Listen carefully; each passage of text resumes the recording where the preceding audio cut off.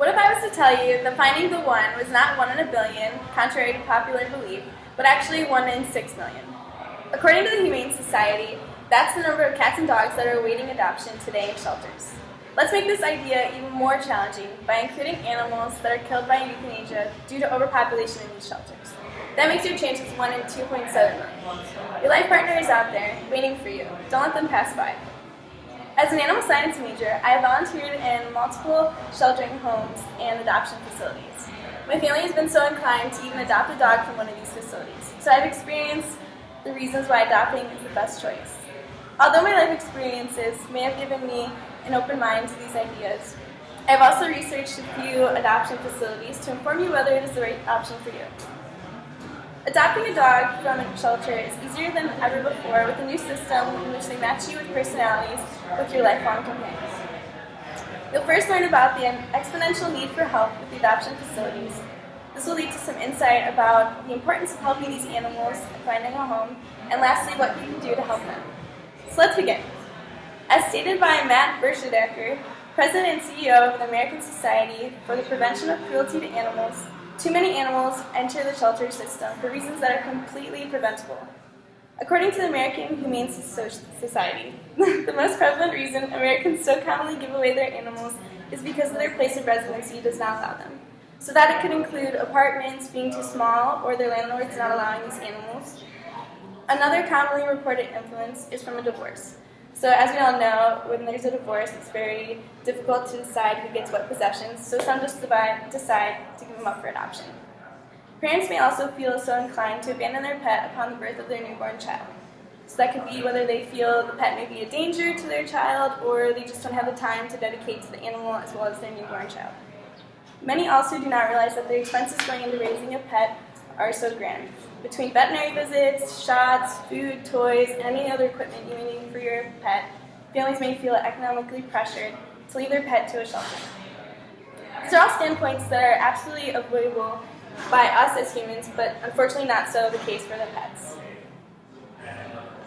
With such vulnerable lives, animals are abandoned into a lonely life, struggling to meet their match, which could be you. As you saw, families that have previously owned or abandoned many of their animals in shelters. If you are doing the math in your head, you may realize that this would leave many of the pets indeed house trained.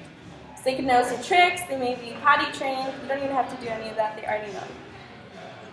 If you're still intimidated by the idea of saving animals' lives, you may want to know that the adopted animals have been shown to provide unconditional love. So this could give you psychological benefits, emotional benefits, as well as physical health. You may take your dog for a walk, get out of the house, and just be more social generally. Finally, the staffs of these shelters and online organizations provide an easy and accessible means to meet your match. Through personality test and lifestyle assessment, they will match you with what kind of dog would fit you best, and they even set you up with local shelters that would have pets available for you.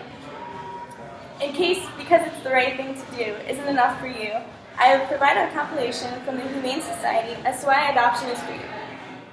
Maybe you're finding yourself doubting the possibility of owning a pet because of the financial responsibilities.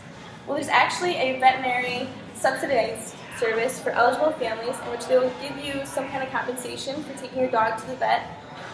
And not only that, but you may find that the adoption centers actually put microchips into the dogs, they'll also give them vaccinations, and many are spayed and neutered upon adoption. If this isn't egging you on enough to do the right direction, you would like to learn more about the puppy mills in which you may be buying your purebred dogs from. Sure, you may be getting a purebred dog who is born from a world championship breeder, but what you don't know is that these dogs have been birthed by unnatural measures without consideration of animal welfare, all for the sake of profit just for the owner. Some of you may be fearful of the stigma that animals from the shelters are also aggressive and know some bad behaviors, but I can reassure you that those who work in these shelters are actually animal lovers searching desperately for a home for the sake of these animals, and they'll do everything in their power to create a welcoming animal. By this point, you may be thinking, adopting isn't as intimidating as you may have initially thought, is it? So I'm going to ask you to take a stand to save a life and adopt today. Finding the one is even easier than it had ever been before. If you had the choice to save a life, why would you ever turn away? Thanks. Good job.